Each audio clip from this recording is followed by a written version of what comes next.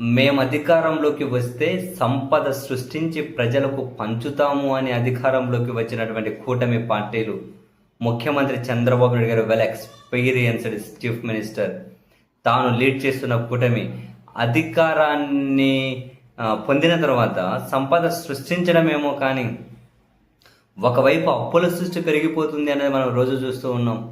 And అదే సమయంలో పెరగాల్సిన సంపద తగ్గిపోతూ ఉండడం మరింత ఆందోళన కలిగించే విషయమే.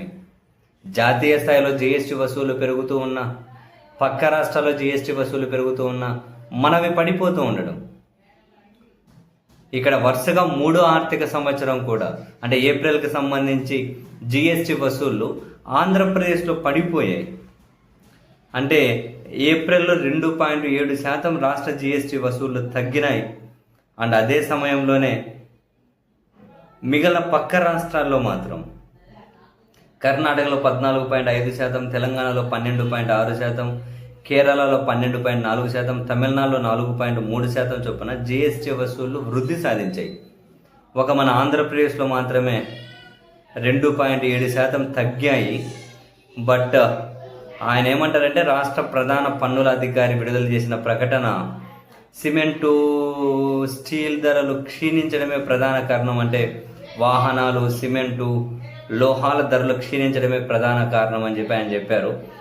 అయితే ఇక్కడ వీళ్ళు ఒక మ్యాజిక్ చేశారు. జిఎస్టీ వసూలు తగ్గలేదు, పెరిగినాయని చూపించుకోవాలి. వాళ్ళ పత్రికల్లో కూడా ప్రధానంగా కథనాలు రాసుకుంటూ రావడం కోసం ఏం చేశారంటే ఒక మ్యాజిక్ చేశారు. మ్యాజిక్ ఏంటి? జనరల్గా petroleum, liquor and professional tax ఉంటుంది కదా, ఇవి జిఎస్టీ లెక్కలోకి రావు. ఎందుకంటే పెట్రోల్, లిక్కర్ జిఎస్టీ పరిధిలో లేదు కదా. దాని మీద వచ్చే వ్యాట్ లాంటివి ఏవైతే ఉంటాయో అవి జిఎస్టీ పరిధిలోకి రావు. అందుకని వీళ్ళు ఏం చేశారు, పెట్రోలియము, లిక్కరు, ప్రొఫెషనల్ ట్యాక్స్ అంటే పెట్రోలియం, లిక్కర్ మీద వ్యాటు, ప్రొఫెషనల్ ట్యాక్స్ ఇవన్నీ కూడా జిఎస్టీ పరిధిలోకి వీళ్ళు లెక్క పెట్టుకొని మా దాంట్లో పెరిగింది మేము అధికారంలోకి వచ్చిన తర్వాత అని చెప్పి చూపించుకుంటూ ఉన్నారు. ఏమంటే జిఎస్టీ పరిధిలోకి పెట్రోలియం, లిక్కర్ వస్తుందా? ప్రొఫెషనల్ ట్యాక్స్ జిఎస్టీ పరిధిలోకి ఎందుకు వస్తుందండి? కానీ మరి పెరిగినట్లు చూపించుకోవాలి. మనం ఏం చేయాలి? దీన్ని తీసేసి లెక్క పెట్టుకోవాలి. అది ఎప్పుడైనా జరిగేది. అది తీసేసి లెక్క పెట్టుకుంటే జిఎస్టీ వసూలు తగ్గాయి. దేశం యావరేజ్గా అంత లేదు, పక్క రాష్ట్రాల యావరేజ్ అంత లేదు. పోయిన ఏడాదితో పోలిస్తే ఈ ఏడాది ఇంకా తగ్గినాయి.